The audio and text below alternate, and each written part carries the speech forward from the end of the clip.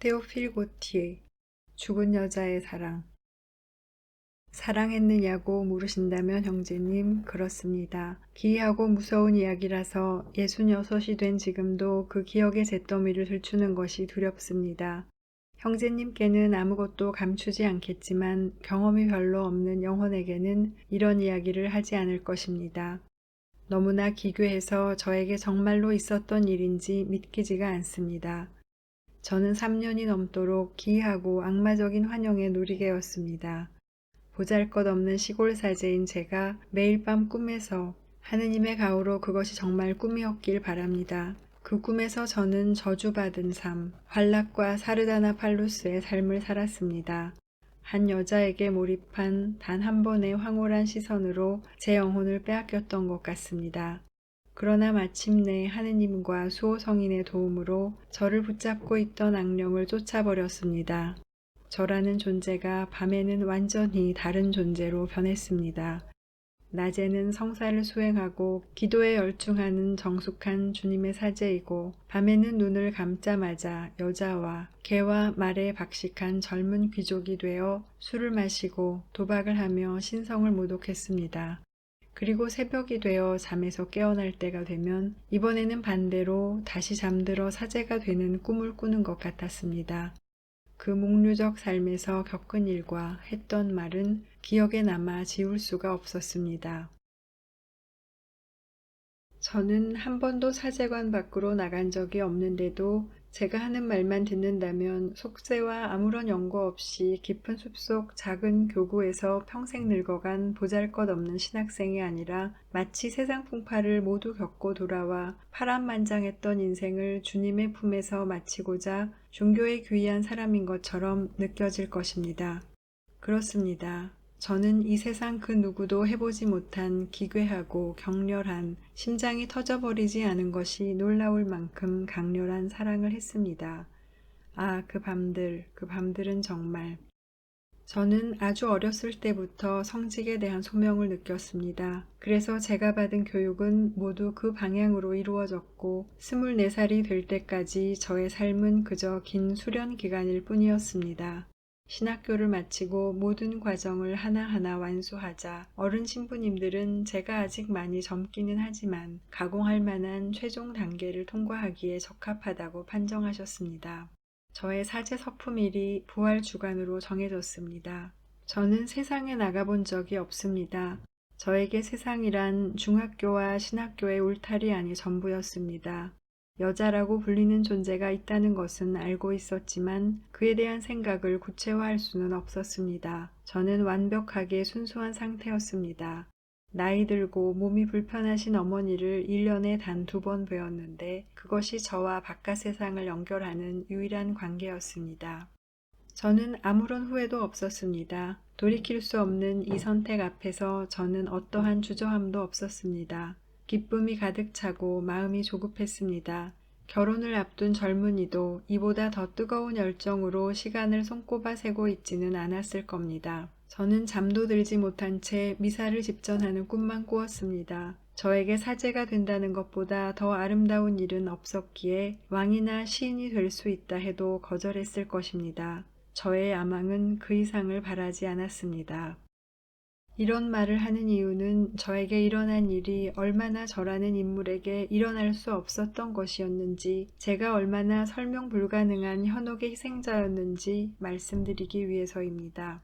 드디어 사제 서품식 날이 되어 성당으로 향했습니다. 발걸음이 너무 가벼워 마치 공기가 저를 떠받치고 어깨에는 날개가 돋아난 것 같았습니다. 제가 천사가 된 것 같았습니다. 사제 서품을 받을 동료들 여러 명과 함께였는데 동료들의 어둡고 걱정스러운 표정이 저에게는 놀라울 뿐이었습니다. 저는 그 전날 밤새 기도를 해서 거의 황홀경 상태에 있었습니다. 존경하는 노 주교 신부님은 저에게 영생에 이른 하느님 아버지처럼 보였고 성당의 아치 천장을 통해 하늘이 보였습니다. 사제 서품식 전례는 아시는 바와 같이 축원과 2가지 영성체, 손바닥에 크리스마 성유를 바르는 도유식, 마지막으로 주교님과 공동 집전하는 봉헌으로 진행됩니다. 전례에 관해 길게 이야기하진 않겠습니다. 아, 욥은 옳았습니다. 욥처럼 자신의 눈과 계약을 맺어두지 않은 것은 정말 무모한 일이었습니다. 저는 그때까지 숙이고 있던 머리를 무심코 들었습니다. 그때 왕족같이 고귀한 옷차림을 한 보기 드문 절색의 아름다움을 지닌 젊은 여인을 보았습니다. 실제로는 난간 건너편이라 상당히 떨어진 거리였을 텐데도 만질 수 있을 것처럼 아주 가까이 바로 제 앞에 있었습니다. 마치 제 눈동자에서 비늘이 떨어져 나가는 것 같았습니다. 장님이 갑자기 시력을 되찾는 것 같은 느낌이었습니다. 조금 전까지 그렇게도 빛나던 주교님의 빛은 한순간에 사그러지고 금 촛대 위 촛불들은 아침을 맞이하는 별처럼 희미해지고 성당 전체가 완전히 어두워졌습니다. 그 매력적인 피조물은 그 어두움을 배경으로 마치 천사의 발현처럼 드러났습니다. 그녀는 스스로 빛을 내는 것 같았고 빛을 받기보다는 주고 있는 것 같았습니다. 저는 외부로부터 영향을 받지 않기 위해 다시는 눈을 들지 않겠다고 다짐하며 시선을 내렸습니다. 그러나 저는 점점 더 주의를 빼앗겨 제가 그때 무엇을 하고 있는지도 간신히 의식할 정도였습니다. 저는 곧 다시 눈을 들었습니다. 태양을 바라볼 때처럼 보라색 후광 안에 프리즘색으로 반짝이는 그녀가 저의 속눈썹 사이로 보였기 때문입니다. 아, 그녀는 정말 아름다웠습니다. 최고의 화가들이 천상의 이상적 아름다움을 추구하며 신성한 성모의 초상을 이 땅에 실현할 때에도 이 기막힌 존재에는 근접조차 못했습니다. 어떤 시인의 시구절로도 어떤 화가의 팔레트로도 표현할 수가 없습니다. 큰 키에 여신 같은 체구와 풍모를 하고 있습니다. 부드러운 금발이 두 갈래 금빛 강물처럼 양 관자놀이를 타고 흘러내립니다.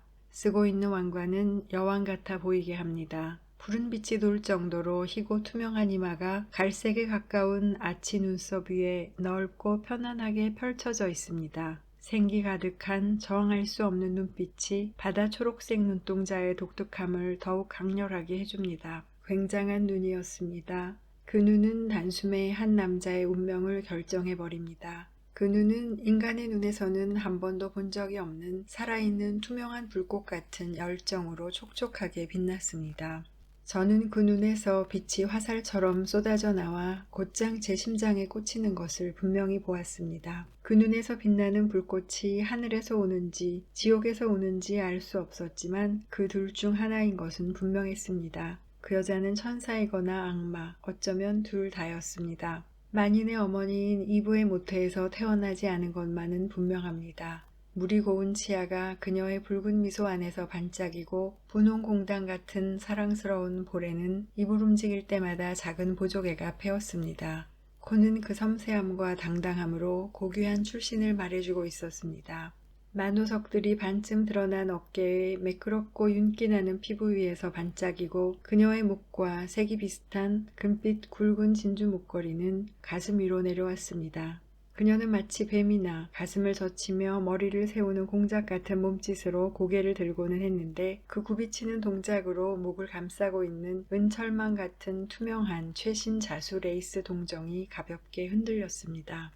자개 빛을 반사하는 붉은 비로드 드레스에 단비 모피를 두른 넓은 소매 아래로 말할 수 없이 섬세하고 귀족적인 손이 나와 있었습니다. 손가락이 길고 통통한 그 손은 너무 투명해서 새벽빛처럼 햇빛을 그대로 통과시킬 것만 같았습니다. 이 세부적인 것들이 모두 마치 어제 일처럼 아직도 생생하게 제 기억에 남아 있습니다. 저는 극도로 혼란한 상태였음에도 불구하고 어느 것 하나 놓치지 않았습니다. 아주 미세한 느낌, 턱 한쪽에 작은 까만 점, 눈에 띄지 않는 입꼬리 솜털, 이마의 부드러운 선, 볼 위에서 떨리던 속눈썹의 그림자까지 그 모든 것을 저는 놀라울 만큼 명료한 의식으로 포착했습니다. 그녀를 봄으로써 저는 그때까지 닫혀있던 제 내부의 문들이 열리는 것을 느꼈습니다. 막혔던 통로가 사방으로 뚫리면서 알지 못했던 세상들이 엿보였습니다. 삶이 완전히 다른 모습으로 제 앞에 나타났고 저는 방금 새로운 사고체계로 다시 태어났습니다.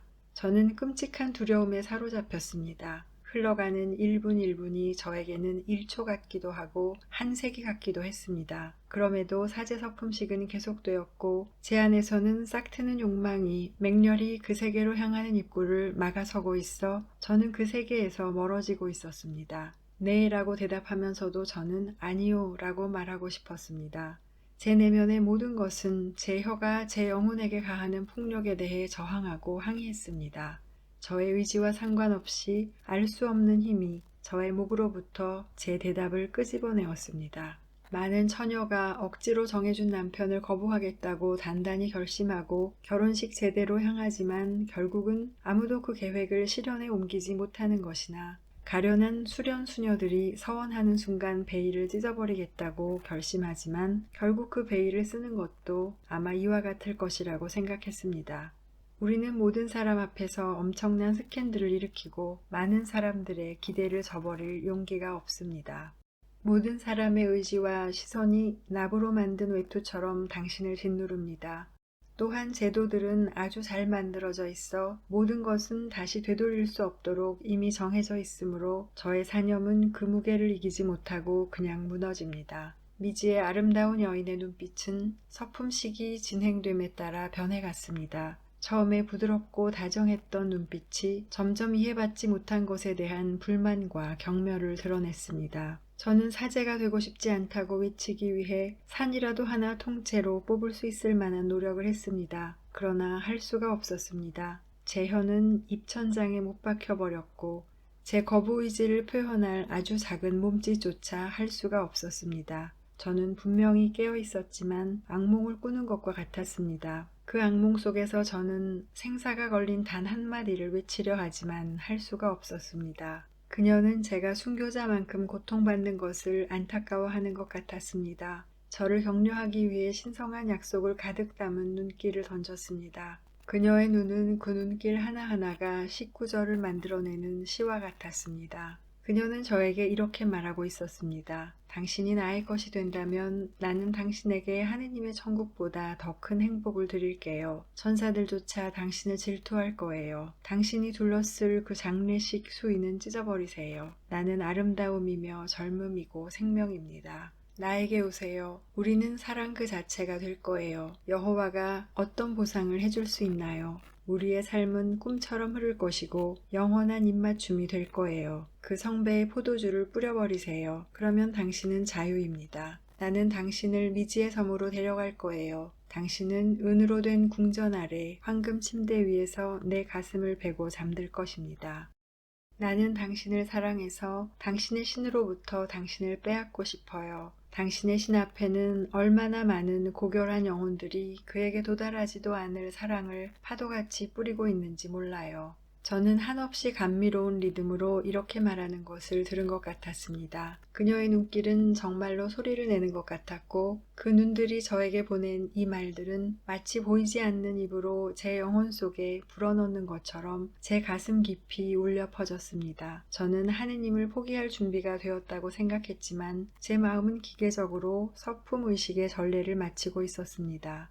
그녀는 저에게 다시 한번 눈길을 던졌는데 너무 애절하고 절망스러운 그 눈빛은 날카로운 칼날이 되어 제 심장을 찔렀고 저는 고통받는 성모님보다도 더 많은 칼날을 제 가슴 속에 느꼈습니다. 끝났습니다. 저는 마침내 사제가 되었습니다. 인간의 모습에서 그토록 폐부를 찌르는 듯한 공포를 본 적이 없습니다. 바로 옆에서 약혼자가 갑자기 쓰러져 죽는 것을 본 처녀, 비어있는 아기 요람 옆에 있는 어머니, 천국 문턱에 주저앉아 있는 이브, 자신의 보물이 있어야 할 자리에서 돌멩이를 발견한 수전로, 생애 최대 걸작의 유일한 필사본을 불 속에 떨어뜨린 시인, 이 모든 이들보다도 더 절망스러워 보이는 도저히 어떤 것으로도 위로할 수 없는 모습이었습니다. 피가 완전히 빠져나간 것처럼 그 매력적인 모습이 대리석처럼 창백하게 변했습니다. 아름다운 두 팔은 근육이 다 풀려버린 것처럼 양옆으로 축 늘어지고 다리 힘이 빠지고 휘청거려 기둥에 몸을 의지하고 있었습니다. 저는 납처럼 창백해지고 이마에는 십자가에 못 박히신 그리스도보다도 더 낭자한 땀으로 범벅이 된 채 휘청거리면서 성당의 출구로 향했습니다. 숨이 막혔습니다. 천장아치들이 제 어깨를 짓누르고 돔 전체의 무게를 제 머리 하나로 떠받치고 있는 것 같았습니다.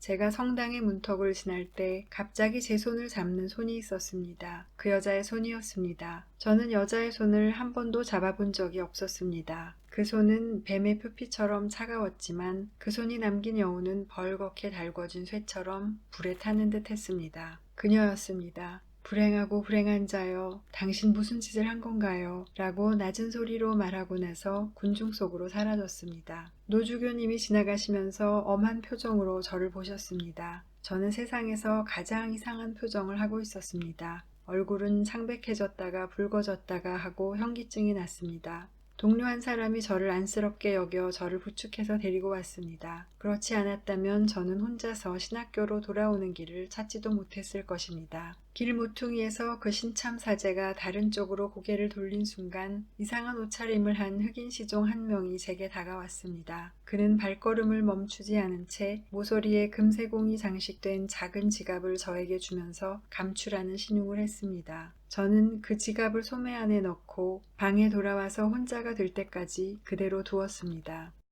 지갑에 잠김을 푸니 종이 2장이 들어있고 거기에는 이렇게 적혀 있었습니다. 클라리몽드, 콘치니궁. 당시에 저는 속세에 대해 아는 것이 거의 없어서 그 유명한 클라리몽드가 누군지도 콘치니궁이 어디에 있는지도 전혀 몰랐습니다. 저는 엉뚱하고 기상천외한 수천 가지 추측을 했습니다. 그러나 사실은 그녀를 다시 볼 수만 있다면 귀족이건 기생이건 그녀가 누구인지는 저에게 상관이 없었습니다. 조금 전에 태어난 사랑은 이미 뿌리를 깊이 내려 도저히 뽑을 수 없게 되었습니다. 저는 그것을 뽑으려고 노력해야 한다는 생각조차 하지 않았습니다. 그만큼 그 일이 불가능하다는 것을 저는 느끼고 있었습니다. 그녀는 저를 완전히 사로잡았고 단 한 번의 눈길은 저를 완전히 바꾸기에 충분했으며 제 안에 자신의 의지를 불어넣었습니다. 저는 더 이상 제 안에서 살지 않고 그녀 안에서, 그녀에 의해서 살았습니다. 저는 말도 안 되는 행동을 수없이 했습니다. 그녀가 잡았던 제 손 위에 입을 맞추고 몇 시간이고 계속해서 그녀의 이름을 되뇌었습니다. 눈을 감기만 하면 그녀가 현실에 존재하는 것처럼 아주 선명하게 보였습니다. 그녀가 성당 출구에서 한 말, 불행하고 불행한 이여, 당신은 무엇을 한 건가요? 를 혼자 되풀이하곤 했습니다. 제가 처한 상황의 끔찍한 공포를 알게 되었고, 제가 받아들인 운명의 어둡고 두려운 면들이 제 앞에 아주 분명하게 드러났습니다. 사제로 산다는 것, 순결을 간직하고 연애를 하지 않고 성별과 나이에 상관없이 모든 아름다운 것들에 등을 돌리고 자신의 눈을 도려내버리고 수도원이나 성당의 얼음같이 차가운 그늘 속을 어슬렁거리며 죽어가는 사람들만 만나고 이름 모를 시체 옆을 지키고 이미 스스로 자신의 검은 수단 상복을 입고 있어서 그의 관을 덮을 때 사람들은 그저 그 수단을 벗겨 사용하기만 하면 되는 것입니다. 그리고 저는 제 안에서 마치 내면의 호수가 차올라 넘치는 것처럼 삶의 기운이 올라오는 것을 느꼈습니다. 제 피가 혈관에서 힘차게 뛰었습니다. 오랫동안 억눌려 있던 저의 젊음이 갑자기 솟구쳐 나왔습니다. 꽃을 피우기까지 100년이 걸리지만 벼락이 치듯이 한순간에 꽃봉오리를 터뜨리는 알로에처럼요. 어떻게 하면 클라리몽드를 다시 볼 수 있을까? 시내에 아는 사람이라곤 하나도 없어서 제가 신학교 밖으로 나갈 수 있는 핑곗거리라고는 아무것도 없었습니다. 저는 그곳에 머무를 곳조차 없었고 그저 제가 맡게 될 본당 사제 임명을 기다리고 있었습니다. 저는 창살을 풀려고도 해보았지만 창문이 너무 높아서 사다리 없이는 생각할 필요도 없었습니다. 더구나 저는 밤에만 내려갈 수 있을 뿐인데 복잡한 미로 같은 바깥 세상의 거리를 제가 어떻게 찾아갈 수 있었을까요? 다른 사람들에게는 아무것도 아닌 이런 어려움이 모두 어제 사랑에 빠졌지만 돈도 옷도 경험도 없는 불쌍한 신학생인 저에게는 크나큰 어려움이었습니다. 아, 내가 사제가 아니었다면 매일 그녀를 볼 수 있고 그녀의 애인, 그녀의 남편이 되었을 터라고 맹목적으로 되뇌었습니다. 이 서글픈 수위 대신 멋진 젊은 기사들처럼 비로드와 비단으로 된 옷을 입고 금사슬 장식과 칼을 차고 깃털을 달았을 텐데 내 머리카락은 커다란 채발 자국으로 부끄러워하는 대신 목 언저리에서 부드럽게 물결칠 텐데 잘 손질한 멋진 콧수염을 한 용감한 기사가 되었을 텐데 그러나 재단 앞에서 보낸 1시간이 우물우물 내뱉은 몇 마디 말들이 이제는 저를 살아있는 사람들의 세계로부터 완전히 떼어놓았습니다. 저는 저 자신의 무덤을 스스로 돌덮개로 봉인하고 제 손으로 제 감옥의 자물쇠를 채웠습니다. 저는 창가로 갔습니다. 하늘은 감탄스러우리만큼 파랗고 나무들은 봄옷을 입고 있었습니다. 자연은 아이러니한 즐거움을 펼쳐놓고 있었습니다. 광장은 사람들로 가득했습니다. 가는 사람, 오는 사람, 갓 핀 은방울꽃, 갓 태어난 아름다움, 쌍쌍이 정원과 정자 쪽으로 걷고 있었습니다. 친구들끼리 건배 노래를 함께 부르며 지나갔습니다. 이것은 활기이고 삶이고 원기와 기쁨들이었습니다. 그리고 그것은 저의 슬픔과 외로움을 더욱더 고통스럽게 드러냈습니다. 한 젊은 엄마가 문 앞에서 아기와 놀고 있습니다. 엄마는 아직도 우유가 묻어있는 아기의 분홍 입술에 뽀뽀를 하고 아이가 귀찮아할 정도로 엄마들만이 알아낼 수 있는 수천 가지 장난을 칩니다. 조금 떨어져 서 있는 아이 아빠는 이 사랑스러운 모습에 부드러운 미소를 짓고 있었습니다. 그는 팔짱을 끼고 가슴에 차오르는 기쁨을 누르고 있었습니다. 저는 이 광경을 참을 수가 없어서 창문을 닫고 침대에 몸을 던졌습니다. 제 마음은 끔찍한 질투와 미움으로 가득 차서 사흘 전부터 굶은 호랑이처럼 제 손톱과 이불을 물어 뜯었습니다. 그런 상태로 며칠을 보냈는지 잘 모르겠습니다. 그런데 심한 복통을 느끼며 돌아 누웠을 때 방 한가운데에 서 계시는 세라피온 신부님이 보였습니다. 저를 유심히 보고 계셨습니다. 저는 부끄러워서 고개를 떨구고 두 손으로 제 눈을 가렸습니다. 잠깐 침묵이 흐른 뒤 세라피온 신부님은 말했습니다. 로뮤알드, 내 친구, 자네한테 무슨 일이 일어나고 있는 것 같은데 자네의 행동은 정말 설명이 안 되는군. 자네처럼 신앙심 깊고 차분하고 온유한 사람이 자네 방에서 마치 야수처럼 몸부림치고 있다니 조심하시게 형제여. 악마의 속삭임에 귀를 기울이지 말게나. 주님께 영원히 자네를 바쳤다는 사실에 화가 난 악령이 마치 사랑스러운 늑대처럼 자네 주위를 돌며 자네를 자기한테 끌어들이기 위해 최후의 안간힘을 쓸 걸세. 내 친애하는 로뮤알드, 휘둘리지 말고 기도의 갑옷과 고행의 방패로 무장하고 용감하게 적과 싸우시게나. 자네는 승리할 것이네. 미덕에는 시험이 따르고 금은 정련 과정을 통해서 더 섬세해지는 법이라네. 두려워하지도 말고 용기를 잃지도 말게. 가장 잘 보존되고 가장 잘 단련된 영혼들은 모두 이런 순간들을 겪는다네. 기도하고 금식하고 명상하게나. 악령들이 물러갈 것이네. 세라피온 신부님의 말씀이 저를 저 자신으로 돌아오게 했습니다. 저는 다시 평정을 되찾았습니다.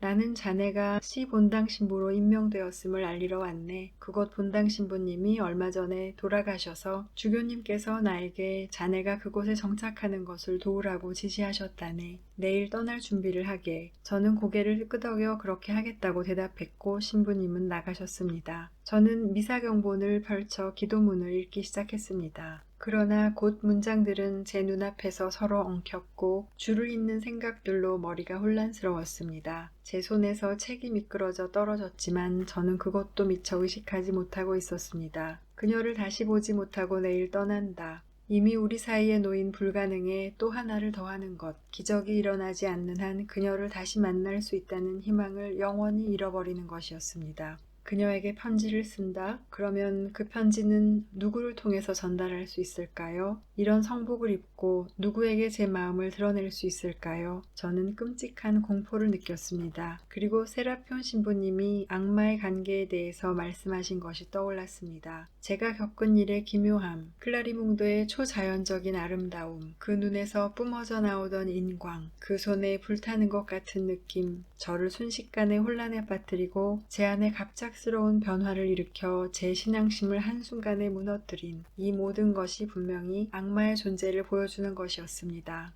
그 부드러운 손은 단지 손톱을 감싸고 있던 장갑일 뿐이었을 것입니다. 이런 생각에 저는 매우 두려워져서 제 무릎에서 바닥으로 떨어진 미사경본을 주워서 다시 기도하기 시작했습니다. 다음날 세라피온 신부님은 저를 데리러 오셨습니다. 문 앞에서 우리를 기다리고 있던 두 마리 나귀 중 한 마리에 신부님이 오르시고 저도 다른 나귀 위에 그럭저럭 올랐습니다. 도시의 길들을 지나면서 저는 혹시 클라리몽드가 보이지 않을까 하며 모든 창문과 발코니를 쳐다보았습니다. 그러나 너무 이른 아침이어서 도시는 아직 잠에서 깨어나지 않았습니다. 저의 시선은 우리가 지나는 모든 창의 커튼과 블라인드를 뚫어지게 쳐다보았습니다. 세라피온 신부님은 저의 이런 호기심이 건축의 아름다움을 감상하기 위한 것으로 생각하셔서 제가 잘 볼 수 있도록 걷는 속도를 늦춰주셨습니다. 마침내 우리는 도시 입구에 도착해서 언덕을 오르기 시작했습니다. 정상에 도착했을 때 저는 클라리몽드가 사는 곳을 한 번 더 보기 위해서 몸을 돌렸습니다. 구름의 그림자가 도시 전체를 덮고 있었습니다. 도시의 붉고 푸른 지붕들은 평범한 하트톤으로 섞여 있었고 그 위로 아침 안개가 하얀 거품처럼 여기저기 떠다니고 있었습니다. 독특한 시각적 효과로 한 줄기 빛을 받아 금색으로 빛나는 건물 하나가 완전히 수증기 안에 잠겨있는 주변 건물들 가운데서 도드라져 보였습니다. 실제로는 5km도 더 떨어져 있을 텐데 아주 가까워 보였습니다. 아주 세부적인 것까지 잘 보였습니다. 탑과 전망대, 교차점과 제비꼬리 모양의 풍향계까지. 저 아래 햇빛을 받아 빛나는 성은 무엇인가요? 하고 세라피온 신부님께 물었습니다. 신부님은 눈 위에 손을 대고 살펴보신 후 대답하셨습니다. 옛날에 콘치니 왕자가 기생 클라리몽드에게 준 성이야. 저곳에선 아주 끔찍한 일들이 일어나지. 그 순간 환영이었는지 현실이었는지 아직도 알 수 없지만 테라스 위에서 잠깐 반짝였다 사라진 하얗고 가냘픈 형체를 본 것 같았습니다. 클라리몽드였습니다. 아, 그녀는 알고 있었을까요? 제가 지금 이 시각에 그녀와 나를 갈라놓는 이 길, 다시는 내려올 일이 없을 이 가파른 길 꼭대기에 서서 열정과 근심에 사로잡혀 그녀가 사는 성을 제 시선으로 감싸 안고 있다는 것을 빛이 알 수 없는 조화로 마치 저에게 그 성의 주인이 되라고 초대하는 것처럼 저에게 다가왔다는 것을요. 분명히 그녀는 알고 있었습니다. 그만큼 그녀의 영혼이 제 영혼과 공감대로 연결되어 있어서 아주 작은 흔들림도 느낄 수 있었습니다. 바로 이런 느낌이 그녀를 얇은 나이트 가운을 입은 채 얼음처럼 차가운 아침 안개 속에 테라스 위로 나오게 한 것입니다. 그림자가 다시 성을 가리자 지붕과 건물 꼭대기들로 이루어진 미동의 바다가 되었습니다. 구불구불한 선들 말고는 아무것도 분간할 수 없었습니다. 세라피온 신부님이 당신 나귀를 토닥이자 저의 나귀도 곧 그 속도를 따랐습니다. 길모퉁이를 돌자 저에게서 애쓰시는 영원히 사라졌습니다. 저는 이곳으로 다시 돌아오지 못할 것이기 때문입니다. 서글픈 시골길을 따라 걸은 지 3일이 지났을 때 제가 근무할 성당 종탑의 닭 모양 풍향계가 나무들 사이로 나타났습니다. 초가집과 작은 정원들을 따라 나 있는 구불구불한 길을 몇 개 지나 성당 정면에 도착했습니다. 별로 웅장하지 않은 건물이었습니다. 중심 뼈대 몇 개와 거칠게 다듬어진 사암기둥 2~3개로 장식된 입구, 기와로 된 지붕, 기둥과 같은 재질의 사암으로 만든 버팀벽, 이것이 전부였습니다. 왼쪽에는 잡초가 무성하게 자란 묘지와 그 중앙에 커다란 철 십자가가 있고 오른쪽에는 성당의 그림자 아래 사제관이 있었습니다. 지극히 검소하고 매우 청결한 집이었습니다. 우리가 들어갔을 때 닭 몇 마리가 땅에서 몇 개 되지 않은 귀리 알갱이를 쪼아먹고 있었습니다. 닭들은 검은 사제복에 익숙한 듯 우리를 보고 별로 놀라지도 않고 우리가 간신히 지나갈 수 있을 만큼만 비켜섰습니다. 거칠고 성마르게 짖는 소리가 들리더니 늙은 개 한 마리가 달려오는 것이 보였습니다. 전임 신부님의 개였습니다. 흐린 눈빛과 회색 털, 그 밖에도 아주 나이가 많이 든 개의 특징을 보여주고 있었습니다. 제가 손으로 조심히 쓰다듬자 그 개는 곧 이루 말할 수 없이 만족스러운 표정을 지으며 제 옆으로 다가왔습니다. 나이가 꽤 드신 여자분도 저희를 맞으러 나오셨습니다. 전임 본당 신부님의 도우미로 계셨던 분이었습니다. 저희를 아래방으로 안내한 후 저에게 자기를 그대로 고용할 것인지 물었습니다. 저는 그녀를 그대로 고용할 것이고 개와 닭들 그리고 전임 신부님이 돌아가시면서 남기신 가구들도 모두 그대로 두겠다고 했습니다. 그녀는 이 대답에 매우 기뻐했습니다. 세라피온 신부님은 그 자리에서 그녀가 원하는 금액의 보수를 지불했습니다. 저의 사제관 입주는 끝났고 세라피온 신부님은 신학교로 돌아가셨습니다. 그렇게 저는 자기 자신밖에 의지할 사람 없이 혼자 남게 되었습니다. 클라리몽드 생각이 다시 집요하게 파고들기 시작했습니다. 물리치려고 아무리 노력을 해도 물리칠 수가 없었습니다. 어느 날 저녁 제 작은 정원에 있는 회양목 오솔길을 산책하고 있을 때 관목 사이로 제 일거수일투족을 주시하고 있는 한 여자의 모습과 나뭇잎 사이에서 반짝이는 바다 초록색 눈동자를 본 것 같았습니다. 그러나 그저 환상일 뿐이었습니다. 오솔길 저편으로 가보았을 때는 모래 위에 난 발자국밖에 발견하지 못했는데 그 발자국은 너무 작아서 어린아이의 발 같았습니다. 정원은 아주 높은 벽으로 둘러싸여 있었고 저는 정원을 구석구석 둘러보고 또 둘러보았지만 아무도 없었습니다. 이 기이한 현상을 전혀 이해할 수 없었지만 그 후에 저에게 일어난 이상한 일들에 비하면 아무것도 아니었습니다. 그렇게 1년을 살았습니다. 제 본분에 따라 모든 의무를 한치의 소홀함도 없이 이행하며 기도하고 금식하고 설교하고 환자들을 돌보고 생계에 필수적인 것들만 남기고 모두 봉헌했습니다. 그러나 저는 극심한 내적 고갈에 시달렸습니다. 은총의 샘이 저에게 닫혀버렸습니다. 성사수행이 주는 행복을 느낄 수가 없었습니다.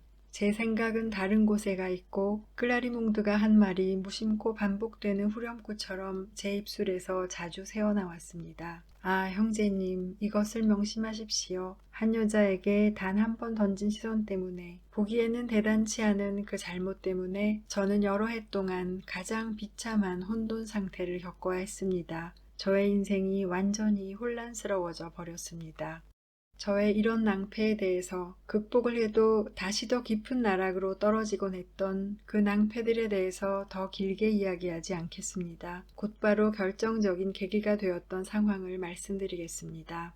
어느 날 밤 누군가가 제 사제관 문 벨을 요란스럽게 울렸습니다. 관리하는 노 부인이 문을 열자 구릿빛 피부의 한 남자가 부유해 보이는 외국풍의 옷차림에 긴 칼을 찬 모습으로 바바라가 들고 있던 등불에 비쳐 보였습니다. 처음에 그녀가 두려워하자 그 사람은 그녀를 안심시키고 나서 저의 사역에 관한 일로 당장 저를 만나야 한다고 말했습니다. 바바라는 그를 올라오게 했습니다. 저는 막 잠자리에 들참이었습니다. 그 남자는 지체 높으신 자기 마님이 임종을 맞이하고 있어 신부님을 만나고 싶어 한다고 했습니다. 저는 따라갈 준비가 되었다고 대답하고 종부성사에 필요한 것들을 준비하여 서둘러 내려갔습니다. 문 앞에는 한밤중처럼 새까만 말 2마리가 재촉하듯이 발로 땅을 차며 가슴팍 위로 2갈래 긴 연기를 내뿜고 있었습니다.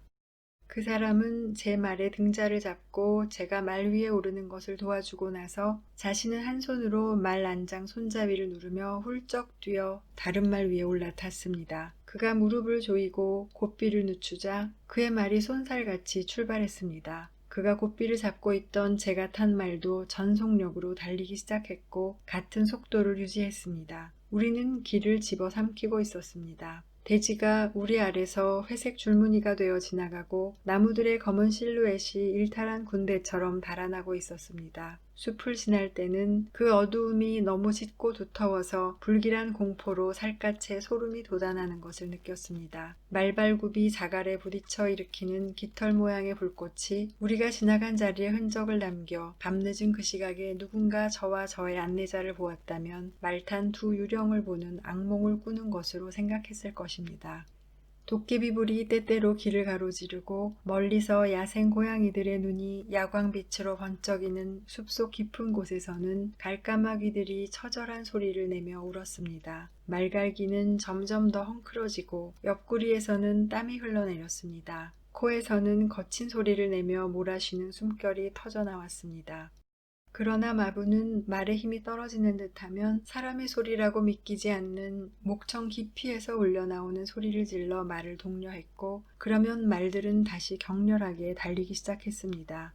마침내 돌풍 같은 질주가 멈추고 반짝이는 빛 몇 개가 박힌 것 같은 거대한 검은 덩어리가 갑자기 우리 앞에 나타났습니다. 우리의 말발굽 소리가 철제 바닥 위에서 더 크게 울렸고 우리는 2 첨탑 사이로 시커멓게 입을 벌리고 있는 궁룡을 지나 들어갔습니다. 성 안은 굉장히 어수선한 분위기였습니다. 하인들이 손에 횃불을 든 채 정원을 사방으로 종횡하고 불빛들이 층에서 층으로 오르락내리락 했습니다. 저는 혼란스러운 채 이 광경 사이로 그 커다란 건축물을 보았습니다. 그 기둥과 회랑의 아치, 계단, 경사면들 이 모두 웅장하고 마법 같은 아주 호화로운 건물이었습니다. 한 흑인 시종이 와서 제가 말에서 내리는 것을 도와주었습니다. 저에게 클라리몽드의 명함을 주었던 바로 그 사람이라는 것을 금방 알아보았습니다. 검정 비로드 옷에 금목걸이를 하고 상하 지팡이를 든 지배인이 제 앞으로 다가왔습니다. 굵은 눈물방울이 그의 눈에서 볼을 타고 흰 수염 위로 떨어졌습니다.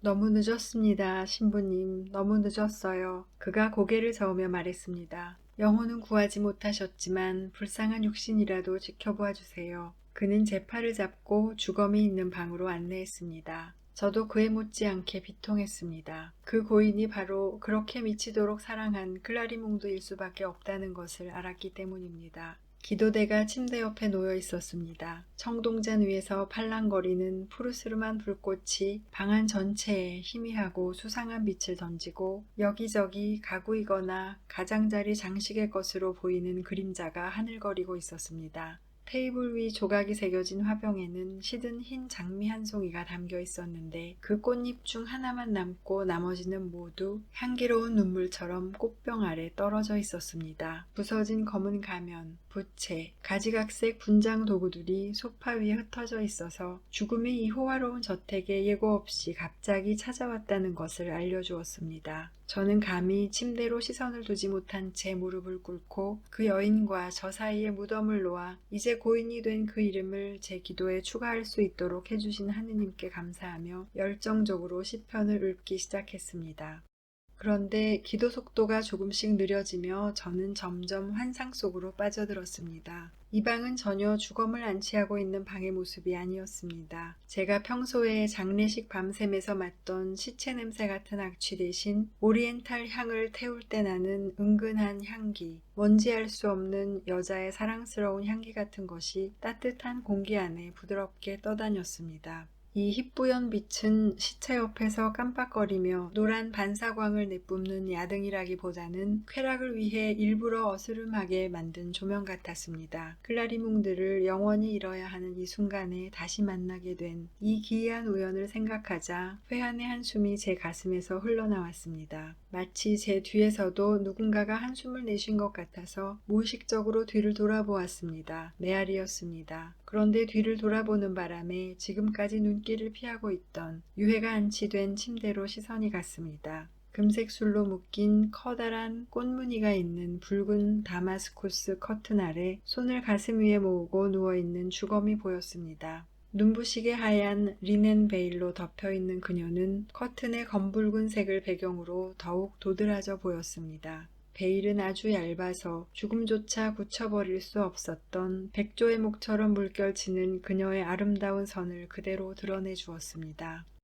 능숙한 조각가가 여왕의 무덤을 장식하기 위해 만든 석고상 같기도 하고 눈이 덮인 채 자고 있는 소녀 같기도 했습니다. 저는 더 이상 참을 수 없었습니다. 이 규방의 공기에 제가 취하는 것 같았습니다. 반쯤 시든 장미의 달뜬 향기는 뇌 속까지 파고드는 것 같았습니다. 그래서 방 안을 성큼성큼 걷기 시작했습니다. 한 바퀴 돌 때마다 침상 앞에 멈춰서 투명한 연포 아래 있는 우아한 고인을 바라보았습니다. 이상한 생각이 머릿속에 스쳤습니다. 저는 그녀가 진짜로 죽은 것이 아니라 저를 성으로 불러들여 사랑을 고백하기 위해 죽은 척하는 것이라는 상상을 했습니다. 한순간이지만 하얀 베일 아래 있는 그녀의 발이 움직여 수위에 가지런한 주름이 흐트러지는 것을 본 것 같았습니다. 그러고 나서 저는 이 사람이 정말 클라리몽드일까? 그렇다는 증거가 있나? 그 시종은 다른 주인의 시종이 되었을 수도 있지 않나? 이렇게 슬퍼하고 혼란스러워 하다니 내가 정말 미쳤군 하고 혼잣말을 했습니다. 그러나 제 심장은 요동치며 대답했습니다. 바로 그녀야. 바로 그녀라고. 저는 침대로 다가가 제 의심의 대상을 더욱 유심히 들여다보았습니다. 사실대로 고백할까요? 그녀의 완벽한 모습은 비록 죽음의 그림자로 정화되고 승화되었음에도 불구하고 생각 이상 강한 쾌감으로 저를 뒤흔들어 놓았습니다. 그녀의 휴식은 수면과 매우 흡사해서 착각을 일으켰습니다. 저는 제가 장례식을 위해 와 있다는 사실을 잊어버리고 마치 신혼방에 들어온 새 신랑이 수줍음 때문에 자기 모습을 보여주지 않으려고 숨어버린 신부를 찾고 있는 것 같은 착각에 빠졌습니다. 고통의 가슴이 찢기고 기쁨에 취한 채 두려움과 쾌감으로 떨며 그녀에게 몸을 굽혀 침대 시트 한 끝을 잡았습니다. 저는 그녀가 깨어날까봐 숨을 죽이고 천천히 시트를 들어 올렸습니다. 온 동맥의 피들이 너무 강렬하게 요동쳐 제 관자놀이에서는 휘파람 소리가 나는 것 같았고 제 이마에서는 마치 대리석판을 들어 올린 것처럼 땀이 비오듯 흘러내렸습니다. 정말로 클라리몽드였습니다. 제 서품식 때 성당에서 본 그대로였습니다. 여전히 매혹적이어서 죽음조차도 그녀에게선 그저 또 하나의 교태에 지나지 않는 것처럼 보였습니다. 창백한 볼과 다소 엷어진 분홍 입술, 그 창백함 위로 선명한 선을 그리며 내리감은 긴 갈색 속눈썹들은 우수어린 순결함과 사색적 고통을 보여주는 듯해 이루 말할 수 없이 유혹적이었습니다. 풀어헤친 머리카락에는 아직 작고 푸른 꽃이 섞인 채 그녀의 머리를 받치는 베개를 만들어주고 굽이치는 머리카락들이 드러난 어깨를 감싸주었습니다. 영성체보다도 더 맑고 순결한 그녀의 아름다운 손은 가지런히 모여 경건한 안식과 침묵의 기도를 하는 것 같은 자세를 하고 있어서 주검임에도 여전히 탐스러운 그 볼륨과 아직 진주 팔찌를 차고 있는 아이보리색으로 빛나는 드러난 팔같이 너무 유혹적일 수 있는 것들로부터 절제를 할 수 있게 해주었습니다. 저는 오랫동안 말을 잊은 채 이 감상에 빠져 있었습니다. 그녀를 바라보고 있을수록 이 아름다운 육체에서 생명이 영원히 떠나갔다는 사실이 점점 더 믿기지 않게 되었습니다. 환상이었는지 램프의 반사였는지 알 수 없지만 이 윤기 없이 창백한 피부 아래에서 다시 피가 돌기 시작하는 것 같았습니다. 그러나 그녀는 아무런 미동도 없었습니다. 저는 그녀의 팔을 살짝 건드려 보았습니다. 그 팔은 차가웠지만 그날 성당 입구에서 제 손을 스쳤던 그녀의 손보다 더 차갑진 않았습니다. 저는 제 자리로 돌아와 그녀의 볼 위에 미지근한 제 눈물이 떨어지는 것도 아랑곳하지 않고 그녀의 얼굴 위로 몸을 기울였습니다. 아, 얼마나 씁쓸한 절망감과 무력감이던지요. 이 밤샘은 고통이었습니다. 저는 제 생명을 전부 한 덩어리로 모아 그녀에게 주고 얼음처럼 차가워진 고인의 육신에 저를 집어삼키고 있는 이 화염을 불어넣고 싶었습니다. 밤은 깊어가고 영원히 작별할 시간이 다가오는 것을 느끼며 저는 저의 모든 사랑이었던 여인의 죽은 입술에 입맞추는 이 슬픈 최상의 감미로움을 거부할 수가 없었습니다. 오, 이런 기적이. 저의 숨결에 섞여드는 가벼운 숨결이 있었습니다. 클라리몽드의 입술이 저의 열정에 답했습니다. 그녀가 눈을 뜨고 그 시선이 어렴풋이 빛을 되찾았습니다. 그녀는 한숨을 내쉬고 말할 수 없이 기쁜 표정을 지으며 포개고 있던 팔을 풀어 제 목 뒤로 감았습니다. 아, 당신이군요, 로뮤알드. 하고 하프의 마지막 울림처럼 나른하고 부드러운 목소리로 그녀가 말했습니다. 뭐 하고 있었어요? 내가 당신을 너무 오래 기다리다가 죽어버렸어요. 그런데 이제 우리는 정혼했으니 나는 당신을 만날 수 있고 당신 집에 갈 수도 있죠. 안녕, 로뮤알드. 사랑해요. 내가 당신에게 하고 싶었던 말은 이게 전부예요. 당신의 입맞춤으로 잠깐 저를 되살렸던 생명을 다시 돌려드릴게요. 곧 다시 만나요. 그녀의 머리는 다시 뒤쪽으로 떨어졌지만 그녀의 팔은 마치 저를 붙잡고 있으려는 것처럼 여전히 저를 안고 있었습니다. 거센 회오리 바람이 창문을 부수고 방 안으로 몰아쳤습니다. 흰 장미의 마지막 남은 꽃잎이 줄기 끝에서 잠시 날개처럼 떨리더니 마침내 떨어져서 열린 창문을 통해 날아갔습니다. 클라리몽드의 영혼도 함께 데리고 갔습니다. 램프의 불은 꺼지고 저는 정신을 잃어 아름다운 고인의 가슴 위로 쓰러졌습니다. 다시 정신이 들었을 때 저는 사제관의 제 작은 방 침대에 누워 있었고 전임 신부님의 늙은 개가 이불 밖으로 나와 있는 제 손을 핥고 있었습니다. 바바라는 노인성 수전증으로 몸을 떨며 서랍들을 열었다 닫았다 하고 컵안에 가루를 휘저으며 방 안에서 안절부절 못하고 있었습니다. 제가 깨어난 것을 보고 노부인은 기쁨의 탄성을 질렀고 개는 꼬리를 흔들며 짖었습니다.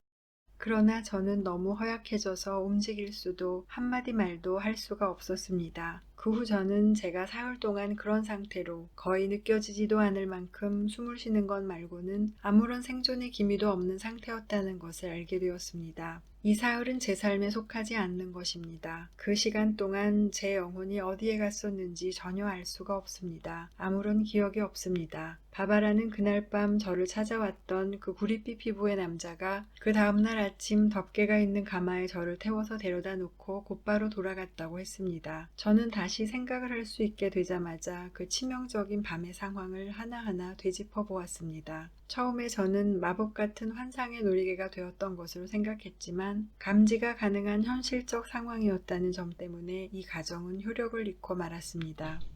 바바라도 저처럼 그 검은 말 2마리를 몰고 온 남자를 보았고 그 사람의 모습과 말투를 매우 정확하게 그려냈습니다. 그래서 저는 제가 꿈을 꾼 것이라고 생각할 수가 없었습니다. 그러나 제가 클라리몽드를 만났던 성과 비슷한 모양의 성을 주변에서 본 사람은 아무도 없었습니다.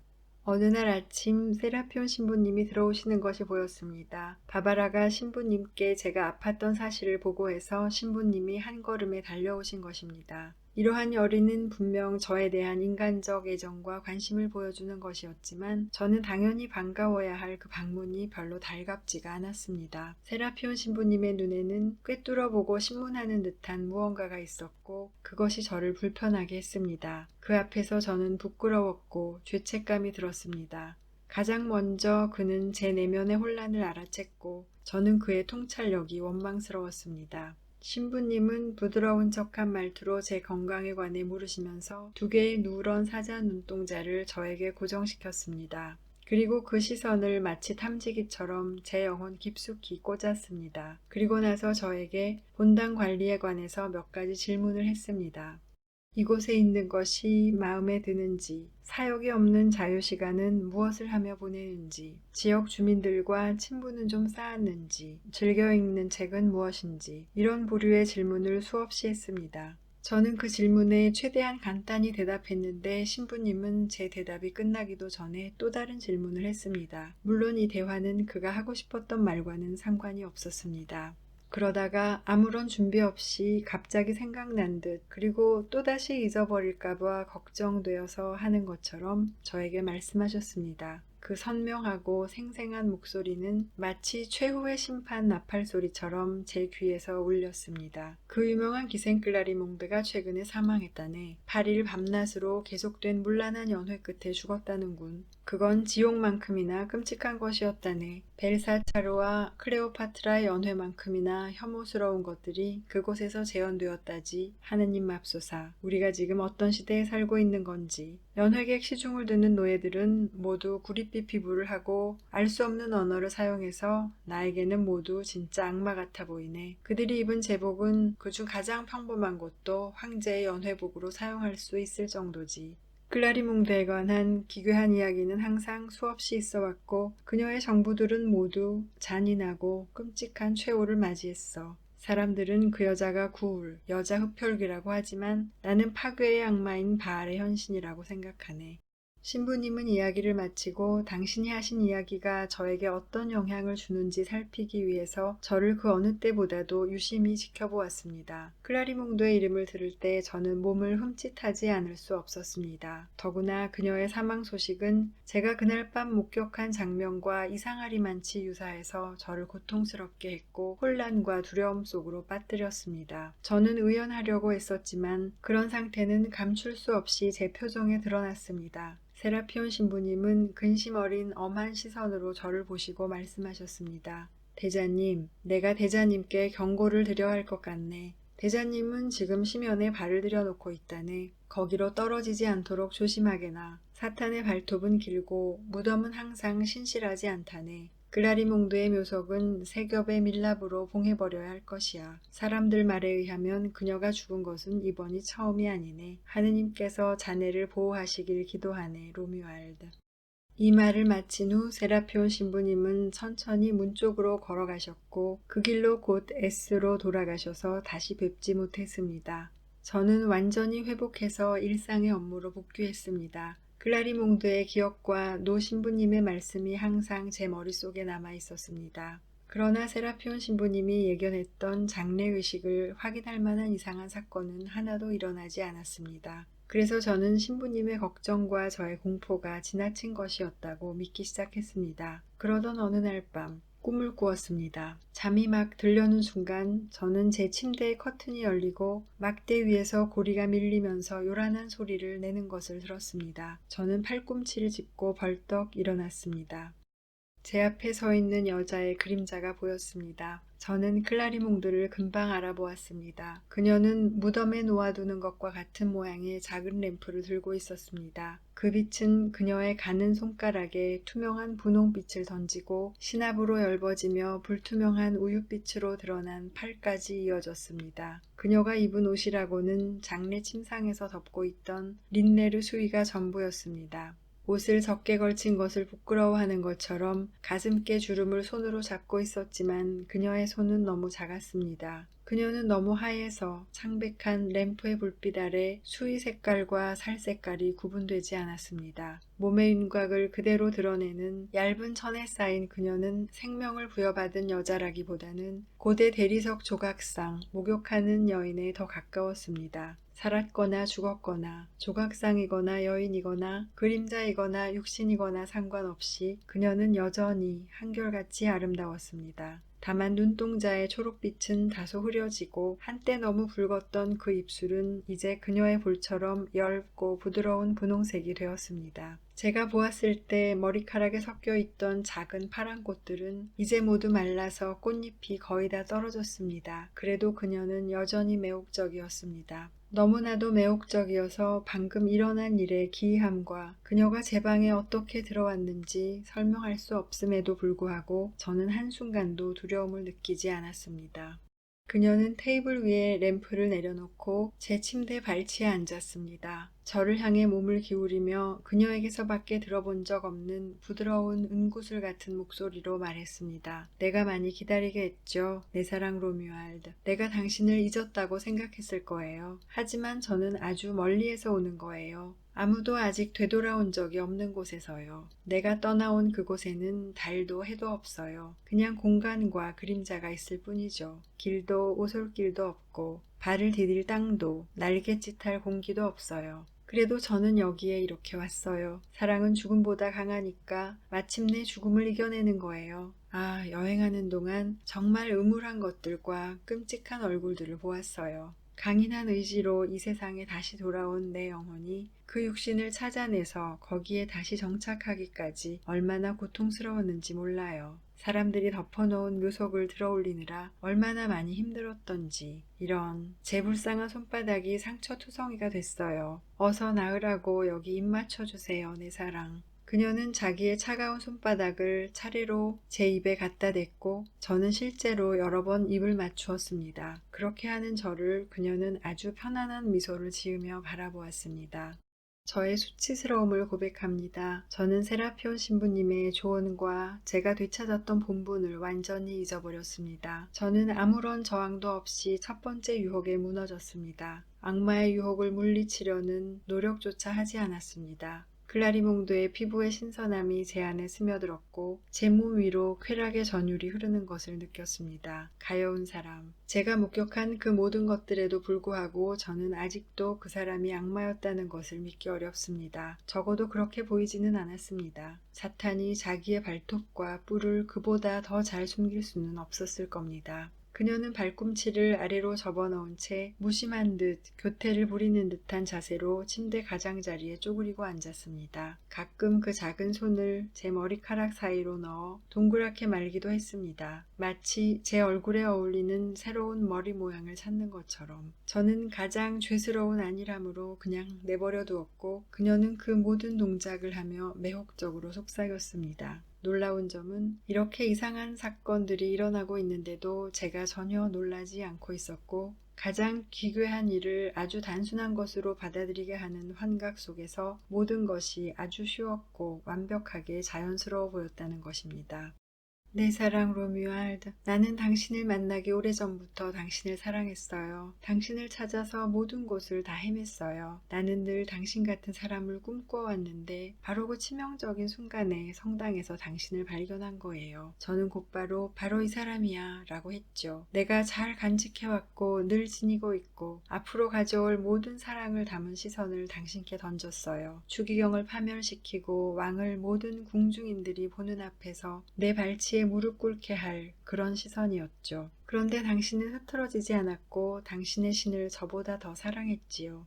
아, 당신이 항상 사랑했고 지금도 나보다 더 사랑하고 있는 그 신에게 얼마나 질투가 나는지 몰라요. 난 정말 불행하고 또 불행해요. 당신의 마음을 나 혼자서 독차지할 수가 없으니 당신의 입맞춤으로 부활시킨 이 죽은 클라리몽드는 당신 때문에 오직 당신을 행복하게 해주기 위해서 되찾은 생명을 당신에게 바치려고 무덤의 문을 온 힘을 다해서 열었는데 이 말은 미친 듯한 애무로 중간중간 끊겼고 이 애무들은 저의 감각과 이성을 뒤흔들어 놓아서 그녀를 위로하기 위해서 끔찍한 신성모독도 두렵지가 않았습니다. 저는 그녀에게 신을 사랑하는 것만큼 그녀도 사랑한다고 말해버렸습니다. 그녀의 눈동자가 다시 생기를 되찾고 녹색옥처럼 빛났습니다. 정말 정말 신하고 똑같이 하며 저를 그녀의 아름다운 두 팔로 안아주었습니다. 그렇다면 당신은 나와 함께 갈 거예요. 내가 원하는 곳으로. 나를 따라올 거예요. 당신의 이 흉측한 검은 옷은 던져버려요. 당신은 모두가 부러워하는 가장 자랑스러운 기사가 될 거고 나의 애인이 될 거예요. 교황을 거부하고 클라리몽드의 공공연한 애인이 된다. 너무 멋진 일이에요. 아, 정말 아름답고 행복한 삶이 될 거예요. 우리는 황금 같은 인생을 누릴 거예요. 우리 언제 떠날까요, 내 기사님? 내일 하고 저는 선망 상태에서 소리쳤습니다. 내일이라, 그래요. 그녀는 되풀이했습니다. 옷을 갈아입을 시간은 있겠네요. 지금 이 복장은 좀 너무 가벼워서 여행엔 어울리지 않으니까. 그리고 내 사람들에게도 알려야겠네요. 내가 진짜로 죽은 줄 알고 있는 힘껏 애도하고 있을 테니. 돈과 옷과 마차 모두 준비될 거예요. 이 시간에 데리러 올게요. 안녕 내 사랑. 그녀는 제 이마에 입술을 가볍게 스쳤습니다. 램프는 꺼지고 커튼은 다시 닫혀 더 이상 아무것도 보이지 않았습니다. 꿈도 꾸지 않은 채 납처럼 무거운 수면에 눌려 다음날 아침까지 꼼짝도 할 수가 없었습니다.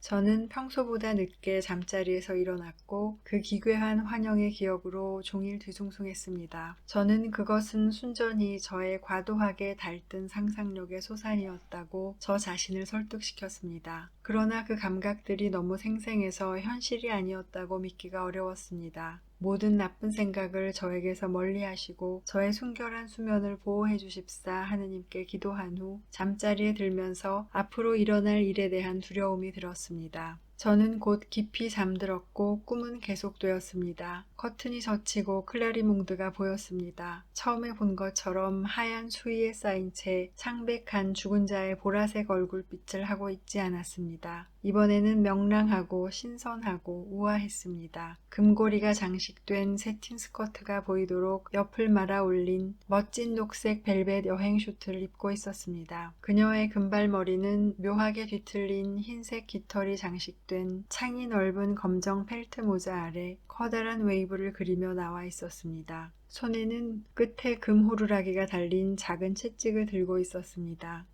그녀는 저를 가볍게 건드리며 말했습니다. 이런 잠꾸러기 신사님, 여행 준비를 이렇게 하는 거예요? 일어나 기다릴 줄 알았더니 어서 일어나세요. 지체할 시간이 없어요. 저는 침대 아래로 뛰어내려왔습니다. 자, 어서 옷을 입고 출발하도록 하죠. 그녀는 가지고 온 작은 상자를 손으로 가리키며 말했습니다. 문에 매인 말들이 지루해서 자기 재갈을 물어뜯고 있어요. 우리는 지금쯤 벌써 백리는 가 있어야 해요. 저는 서둘러 옷을 입었습니다. 저의 서툰 동작을 보고 소리내 웃으며 저에게 옷을 하나씩 건네주었고 제가 잘못 입을 때마다 어떻게 입는 것인지 알려주었습니다. 그녀는 제 머리카락을 몇 번 돌리고 나서 가장자리에 은 필리그란이 장식된 베네치아산 수정으로 된 작은 주머니 거울을 보여주며 말했습니다. 어때요? 나를 시정으로 고용하고 싶지 않나요? 저는 완전히 다른 사람이 되어서 저 자신도 알아보지 못했습니다. 완성된 조각품이 더는 돌덩어리와 비슷하지 않듯이 저는 이제 저 자신과 닮지 않았습니다. 이전의 제 모습은 지금 거울이 보여주고 있는 모습의 어설픈 초안에 불과했습니다. 저는 멋져졌고 이러한 변신은 저의 허영심을 슬며시 자극했습니다. 그 우아한 옷과 자수가 놓인 근사한 슈트는 저를 다른 사람으로 만들어 놓았고 저는 특정한 방식으로 재단된 몇 줌의 헝겊이 발휘할 수 있는 위력에 감탄했습니다. 제가 입은 옷의 혼이 제 피부 속으로 파고들어서 불과 몇 분 만에 저는 꽤나 우스꽝스럽게 거만해져 있었습니다. 저는 옷에 익숙해지기 위해 방을 몇 바퀴 돌았습니다. 클라리몽드는 어머니 같은 표정으로 저를 바라보고 자기가 만든 작품에 만족스러워하는 듯 보였습니다. 자, 이제 어린애 장난은 그만하면 충분하고 길을 떠나야죠. 내 사랑 로뮤알드. 갈 길이 멀어서 도착하지 못할 수도 있어요. 그녀는 제 손을 잡고 끌었습니다.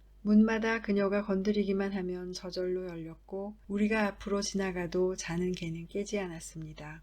입구에는 마르게리톤이 있었습니다. 지난밤 저를 데리고 갔던 마부였습니다. 지난번만큼이나 새까만 말 3마리의 제갈을 잡고 있었습니다. 한 마리는 저를, 다른 한 마리는 그를, 그리고 또 한 마리는 클라리몽드를 위한 것이었습니다. 이 말들은 바람처럼 빨라서 미풍 제퍼와 교미에 낳은 스페인 종마 같았습니다. 하늘에서는 출발할 때 우리를 비추러 떠오른 달이 마차에서 떨어져 나온 바퀴처럼 대굴대굴 굴렀고 우리의 오른편에서 나무와 나무 사이를 건너뛰며 숨차게 우리를 쫓아오는 것이 보였습니다. 우리는 평야에 도착했습니다. 나무덤불 근처에 힘이 넘쳐 보이는 4마리 말이 끄는 마차가 우리를 기다리고 있었습니다.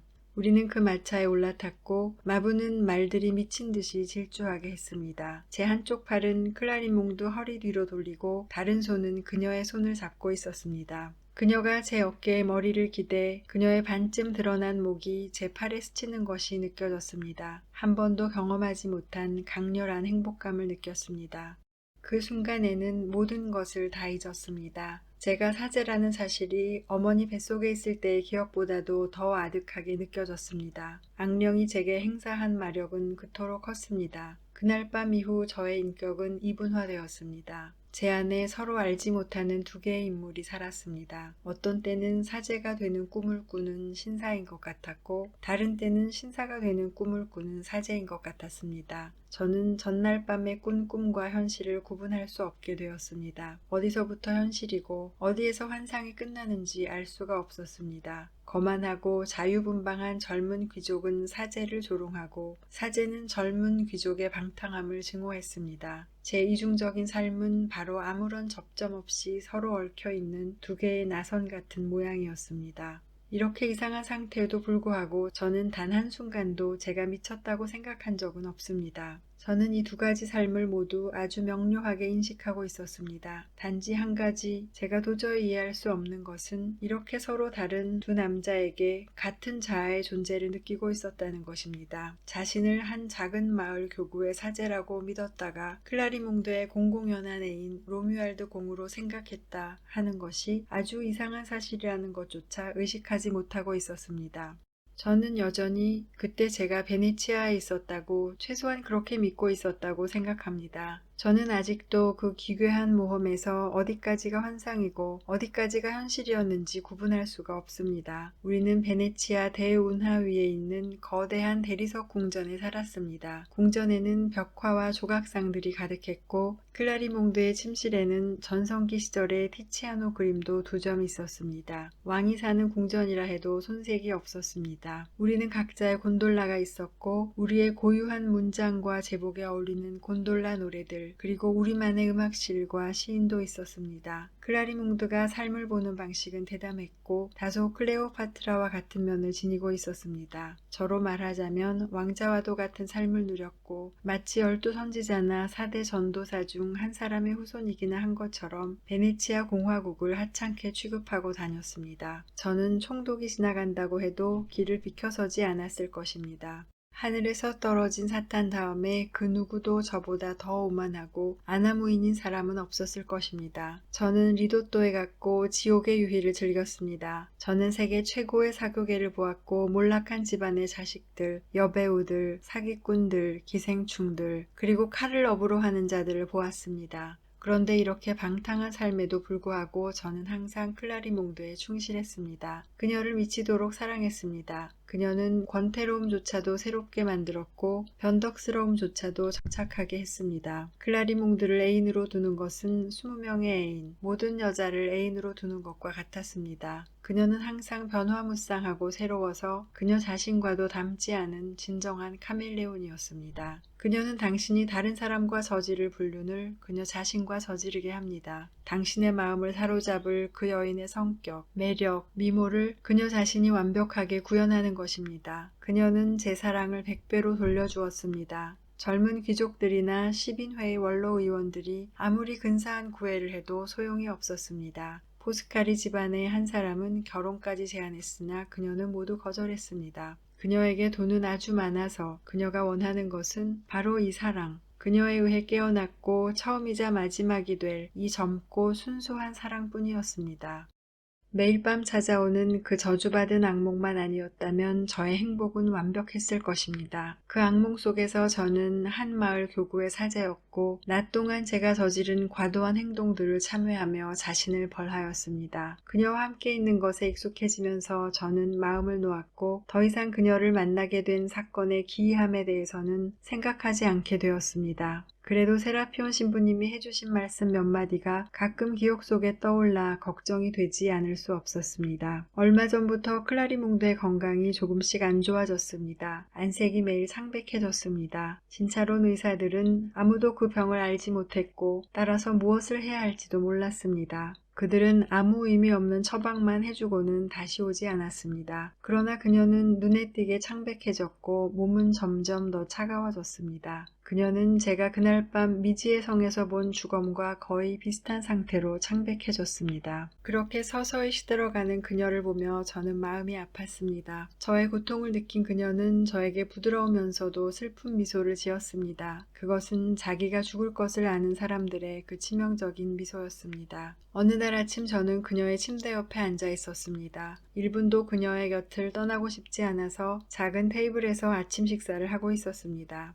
과일을 깎다가 실수로 제 손가락에 깊은 상처를 내었습니다. 곧 피가 검붉은 줄무늬를 그리며 흘러내렸고 그중 몇 방울이 클라리몽도에게까지 튀었습니다. 순간 그녀의 두 눈이 빛나고 얼굴 위에는 지금까지 한 번도 본 적 없는 맹렬하고 야생적인 희열이 드러났습니다. 그녀는 원숭이나 고양이 같은 동물처럼 날렵하게 침대 아래로 뛰어내려왔습니다. 그리고 말할 수 없이 행복한 표정을 지으며 제 상처를 재빨리 핥기 시작했습니다. 그녀는 마치 미식가가 쉐리 와인이나 시러큐스 와인을 음미하듯이 피를 조금씩 천천히 아껴가며 마셨습니다. 그녀의 눈은 반쯤 감겼고 그 녹색 눈의 동공은 이제 둥글지 않고 가늘고 길어졌습니다. 그녀는 때때로 멈추어 제 손 위에 입을 맞추고 나서 다시 몇 방울의 피가 더 나오기를 기대하며 상처에 벌어진 틈에 입술을 눌렀습니다. 더는 피가 나오지 않자 그녀는 촉촉하게 빛나는 눈을 들었습니다. 5월의 여명보다도 짙은 홍조를 띠어 안색이 좋았고 손도 따뜻하고 촉촉했습니다. 그 어느 때보다도 더 예뻤고 건강해 보였습니다. 나는 죽지 않아요, 죽지 않아 하고 그녀는 제 목에 매달리며 거의 미칠 듯이 기뻐하며 말했습니다. 이제 더 오래 당신을 사랑할 수 있어요. 내 생명은 당신에게 달려있고 나의 모든 것은 당신에게서 비롯돼요. 당신의 고귀하고 건강한 피는 이 세상의 그 어떤 묘약보다도 값지고 효능이 좋아서 저에게 다시 생명을 주었어요. 이 장면은 오랫동안 제 뇌리에 남아있었고 클라리몽드에 대한 묘한 의심을 불러일으켰습니다. 저녁에 잠이 들어 다시 사제관으로 돌아왔을 때 그 어느 때보다도 더 근심 어리고 무거운 표정을 하고 계신 세라피온 신부님을 보았습니다. 신부님은 저를 유심히 보시고 말씀하셨습니다.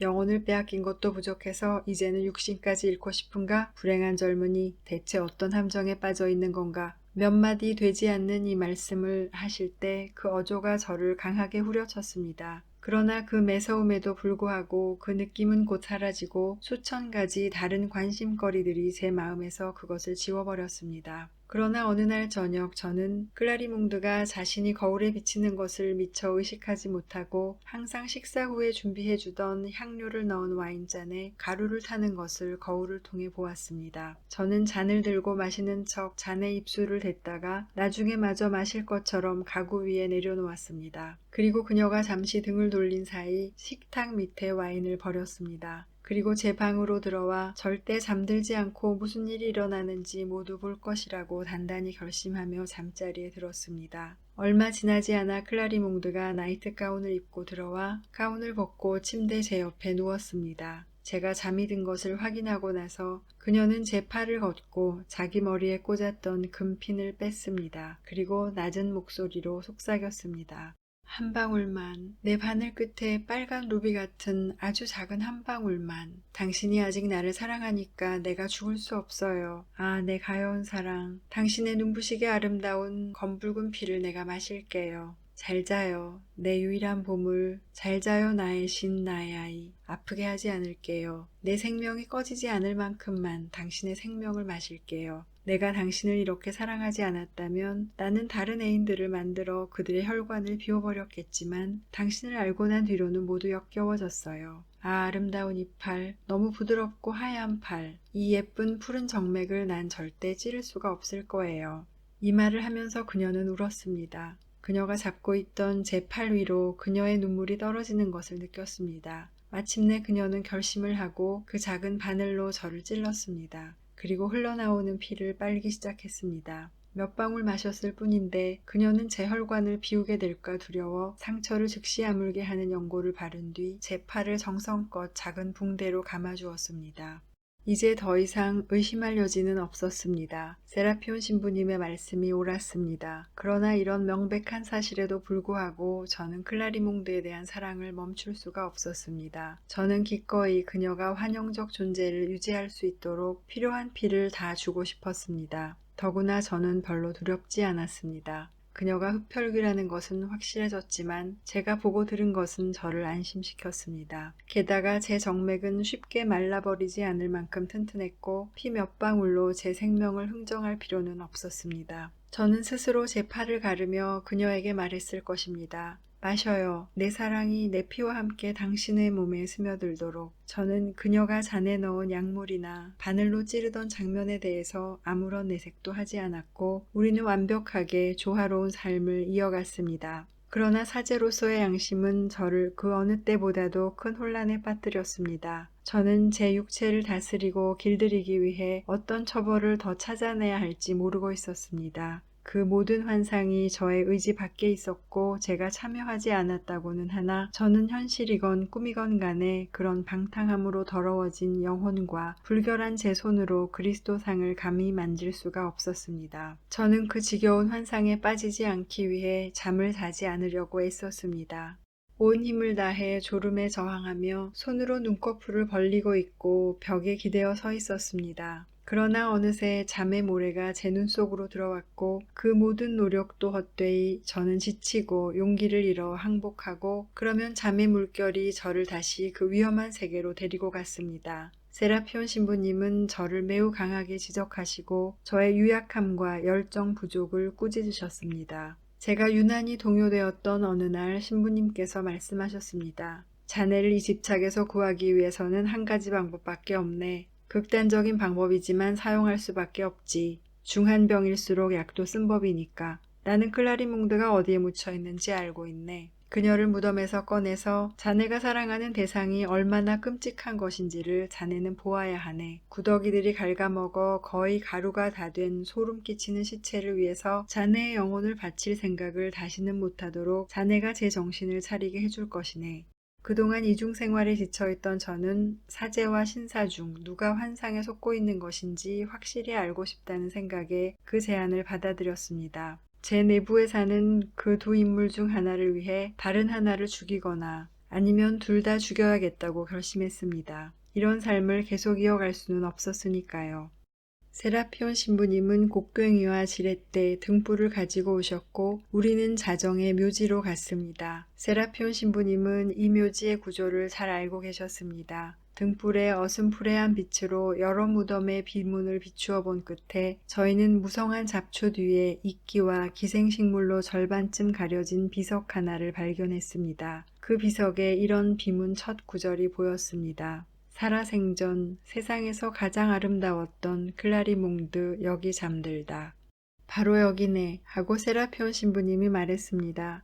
등불을 바닥에 내려놓고 지렛대를 묘석 아래에 집어넣어 들어올리기 시작하셨습니다. 마침내 묘석이 들리고 신부님은 곡괭이로 무덤을 파기 시작했습니다. 저는 그 밤보다도 더 어둡고 더 조용하게 그가 하는 것을 지켜보고만 있었습니다.